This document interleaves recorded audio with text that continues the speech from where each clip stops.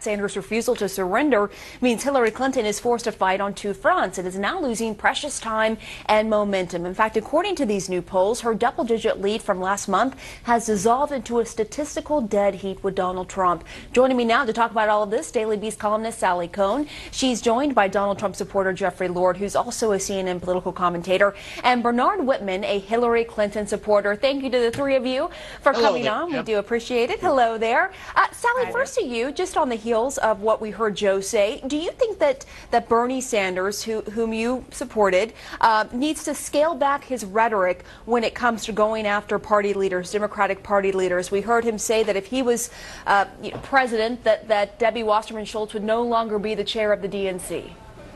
Well, I think Sanders feels, and there are some good reasons for this, that Debbie Wasserman Schultz and the Democratic Party have not treated his campaign favorably, and so I think that's fair game. And look, I'm glad Joe brought up 2008. In 2008, everyone was saying this is the most divisive Democratic primary ever, and weeks after this point in time, in 2008, then Senator Barack Obama was polling under John McCain in national matchups, and he went on to win by 7, 8, almost 9 points. So, I think we have to sort of, and by the way, before that, polls said that 28% of Hillary Clinton supporters would not go on to support Barack Obama if he was the eventual nominee. So everybody can just cool their jets. This is a democratic process. We are the Democratic Party. This is good. This is good for Hillary. This is good for Bernie. This is definitely good for the voters.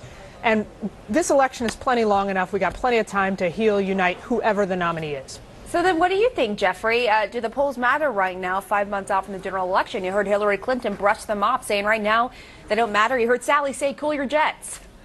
Well, I actually think to some degree Sally is right. These things are snapshots of a moment in time. What's interesting, there's a couple of things interesting about them. Number one, the thing to watch with these kind of polls this early on is the trend. The fact that Donald Trump has gained on Hillary Clinton and overtaken her in some cases is interesting, and we need to see where this trend goes as the months ahead move along. The second thing we need to watch is not to be so mesmerized by these national polls that we forget that it's individual polls of states that matters. That is how we elect presidents, after all, with the Electoral College. So, for instance, the polls that came out, I think it was last week or the week before, of the battleground states of here in Pennsylvania, Florida, and Ohio, that showed the two of them either nip and tuck or with Donald Trump ahead by, I think, 4 points in Ohio. Those are the kind of polls that you really need to pay attention to as we move along. Mm-hmm. And I know that within that context, perhaps the polls aren't going to predict what's going to happen come November, but Berrnard, something that the polls do show when you look back the last few months is that Clinton was up double digits against Trump just a few months ago. Back in March, I believe one poll had her up 11 points. Now there's this dead heat between the two.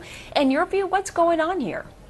Well, there's no question that Donald Trump has been able to consolidate the Republican Party probably faster than any of us would have thought, and he should be sending daily love notes to Ted Cruz and Bernie Sanders for the ability to do just that. And I mean, and frankly, Clinton's the lack of ability for Clinton to unite the Democratic Party is largely due to Bernie Sanders' persistence in perpetuating the myth that he actually can somehow wrest the nomination from Hillary Clinton, which I think is both disingenuous and dishonest. But I think what's really behind those numbers are independent voters who have supported Bernie Sanders both in the polls and in states, in open primary states and caucus states where independents can vote. And I think once we get past June 7th, California votes, New Jersey votes, and Hillary Clinton can unite the Democratic Party and ultimately unite progressives behind her cause, you're going to start to see her numbers go back above 50%. But I will say one thing with respect to the polls. What those polls don't show are the fundamentals of the race. And the fundamentals of the race really actually give an advantage to Hillary Clinton, largely because 1 in 3 voters in this election are going to be people of color.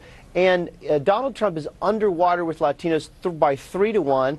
And among African Americans by 4 to 1. You have states like Arizona, which has been a reliable Republican battleground for years, potentially in play. And that's why people like John McCain are staying as far away from Cleveland as possible. Right, and Jeffrey, both have unfavorables, historic unfavorables, but as he noted there, Donald Trump is particularly underwater with Hispanics, with women, with African Americans. What does he plan to do to bridge that gap? Are you concerned that if he becomes more measured, more conciliatory, that perhaps he could, risk his base? What does he do here? No, I don't think so. I mean, what I think he's going to do is appeal on economic grounds and, frankly, humanitarian grounds. I received a note from a Latina woman the other day who's a Trump supporter, and she went into great detail about how the wall is not just a national security measure, but is a humanitarian measure. And she described the plight of illegal immigrants and how they're taken advantage of, and a family member who'd been taken terrible advantage of, coming over, expecting a job, and being badly mistreated. So I think he can make this pitch to people, and I think he can make it on economic grounds. After all, when you look at the unemployment rate, for example, in the black community, it's sky high. And they've had an African-American president for 8 years. This has nothing to do with race. This has to do with policy. Barack Obama's Sally, you're laughing. Not because of color, but because of policy. Jump in, Sally.